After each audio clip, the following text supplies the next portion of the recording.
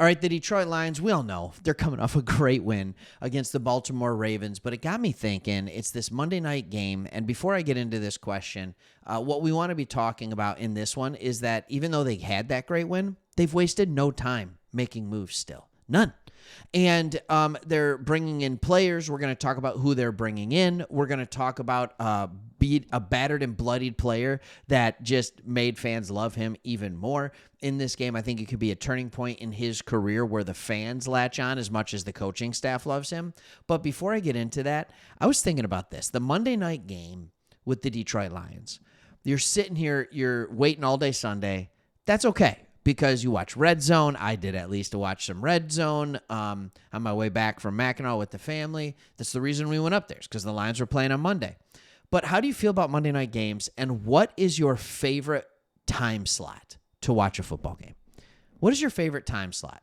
I think for me, I know that this is going to sound like I'm just a boring traditionalist. I love the Sunday 1 o'clock time slot. I go to church with the family. We come home. We pick up some pizza, maybe some Culver's, right? Pick up some good food on the way home. Maybe we're making something, and then we're starting the game, and we're just relaxing and enjoying watching Detroit Lions football. And I love that. If I had to choose a number two, believe it or not, it would probably be Sunday Night Football, and then the 4 o'clock start, 4:25, and then I would go Thursday night, and then probably Monday night is my last pick. It's just so hard waiting all day Monday for Monday night, even though they have great commercials. Your day on Monday, then what your day is Monday night. But anyways, that's not what we're here to talk about. The Detroit Lions have brought in a player per the NFL Transactions Wire. The Detroit Lions held an official workout for defensive end Quinton Jefferson.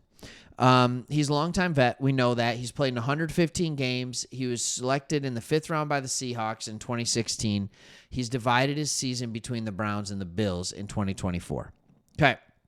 He's a big end. He weighs like 290 pounds. He has some sacks to his name. He had a couple in 2024. But here's the thing. Like, when you look at him, he's not a bad athlete. When you look at him coming out of Maryland, he's a guy that was an 8.06 in RAS score, relative athletic score. I like that, but I don't know how much I put stock into how athletic he was 9 years ago when he was drafted.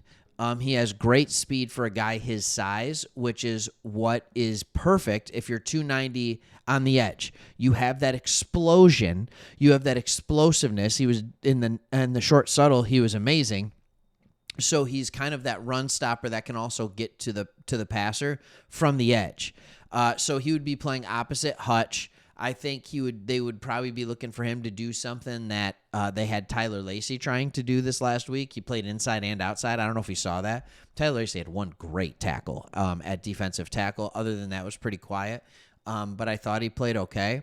When you look at Quinton Jefferson as a whole, and Tyler Lacey as a whole, like, they're actually very similar players.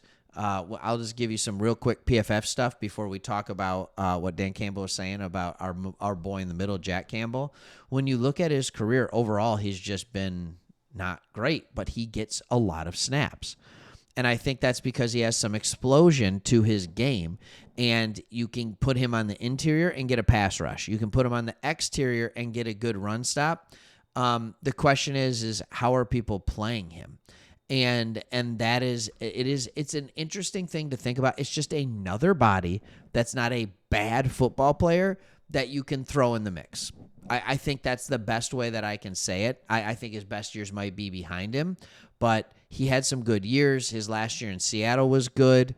But 2019, 2020, 2018 were definitely his best 3 years. And then he's just kind of bounced around on teams that traditionally don't have great defensive lines. And so, yeah, maybe this could be a good fit for him. Also, we finally got to see this week one of the two people that we signed in Tyler Lacey. That's not a bad thing. I thought he played well. His PFF score of a 51.7 didn't really show that to be accurate. He wasn't great, but that's okay. Like, I thought he played well. I thought he did what he had to do. But here's what we're stuck with, everybody. Like, for better or worse, we're stuck with it. And I'm going to probably do another video about just how good Al-Quadin Muhammad's playing. But he's going to have to continue playing at a high level. Al-Quadin Muhammad is going to have to play it at a higher level. By the way, that dude's transformed his body in a year. I don't know if anybody's noticed that, but that's for another video at another time. Right now, what I want to talk about is what Dan Campbell had to say about our man in the middle, Jack Campbell. I don't think he's getting enough credit. I think people talk about Barnes because you see him making plays in the backfield because that's where he's lined up, on the edge. Right? Like, he's lined up as a guy that they're going to send after the quarterback. That's where a lot of pressures are coming from. He's going to spy. Jack Campbell is just the guy who's going to line up in the middle and consistently make plays. Like, he's going to consistently make plays. He's calling the defense. Dan Campbell loves him. I think we should too. Let's listen to what Dan had to say about him real quick. Well, first of all, did anybody see Jack's got a laceration on his mouth? Okay, so the defense loved it. He's at the end of the game trying to call plays and blood spitting out everywhere, and so they were just eating it up. He's a stud, man. This guy is he's a workaholic.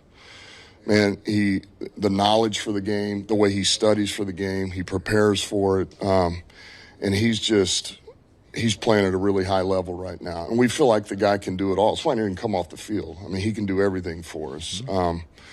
So he's all ball, man. He's all ball. And whatever you need is what he's going to do. That's right. So this is what I love. This is what I love. When you look at Jack Campbell, we talked about it when they drafted him. And I know we don't like talking about rivals and things like that, but his PFF or his RAS score resembled almost identical to Brian Urlacher. And when I see Jack Campbell playing, they're not using him in that downhill role that they used Urlacher in often in Chicago, especially early in his career, but he is starting to have that look to him. When Jack Campbell goes head-to-head with Derrick Henry stops. Like, he was the one guy on our team that it was like, okay, when Henry and Campbell meet in the hole, like, Campbell's going to stand him up, and that's okay. And that's a good thing. He is an athletic marvel. And so I do want to talk about that, but that's he's more than just that. He's a hard worker. He's tireless. He gives everything on his effort, and he takes care of his body. Can't wait to see what this guy becomes. We have him playing in a position that I think is just underappreciated.